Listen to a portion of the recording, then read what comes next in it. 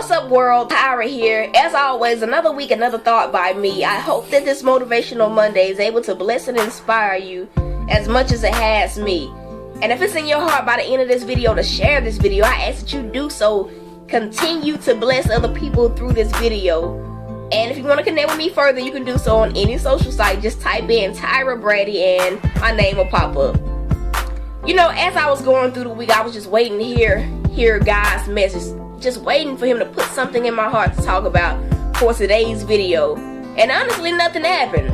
So the weekend gets in, I'm like, okay, God, I hadn't gotten nothing from you. You know, I'm trying to be faithful to what you told me to do. So, you know, whenever you're ready, I'm ready. You know, that's the attitude I had. So Sunday, I went to Walmart to do my weekly grocery shopping. And as I was leaving, my attention was just drafted to this older lady. Now, from the first look, you could tell, okay, she's not the richest lady, she's not the poorest, but you could tell that this lady had been through some things. But when I looked at her, all I saw was peace and just happiness. And as I walked out, I said, man, that's a happy lady. So I get to my car and put my groceries in the car, and I just happened to look up and see this same lady has parked right in front of me. So when she saw me, she said, of course, hey, how you doing? And I'm like, okay, hey.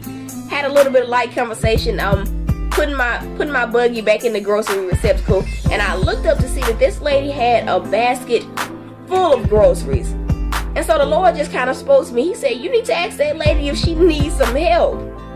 And so of course I was obedient. I said, ma'am, excuse me, can I put those groceries in your car from you? And when I looked at her facial expression, I saw two things. I saw a face of disbelief, like, wow, you know, I didn't know people still did that type face. And then I saw just a sense of relief just come across her face, and she said, yeah, I would love to have some help. So as I'm putting her groceries in her car, she just kind of, you know, tells me about herself, asks me questions about me, and she was telling me how she's been taking care of her 70-year-old aunt and a lot of other things that she's been going through. And as I'm putting the last bag in her car, she says, you know, sweetheart, I didn't know that there were still sweet people in the world. She says, what do I owe you? I said, ma'am, you don't owe me anything. I didn't do this to gain anything from you. I just did it out of the goodness of my heart. And she said, you know, God is really going to bless you.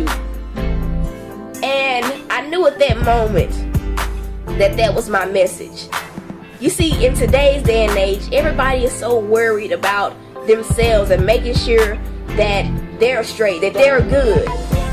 And then, you know, once they're good, then they might think about, you know, helping somebody else in need. That's if the selfish bug hasn't hit them.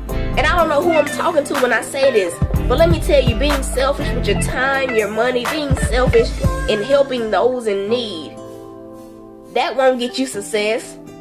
That won't gain you friends and supporters. And if it does get you those things, you can guarantee that they won't be around for too long.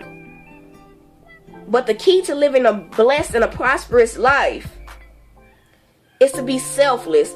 It's to think about the well-being of other people before you think about yourself.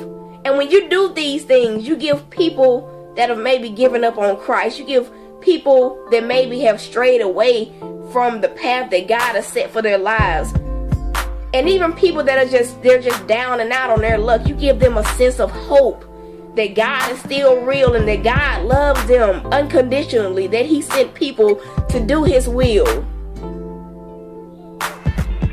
And I mark my words when I say, don't go through a day or a week without doing something special for somebody in need. Because remember, that person could have been you. Be blessed.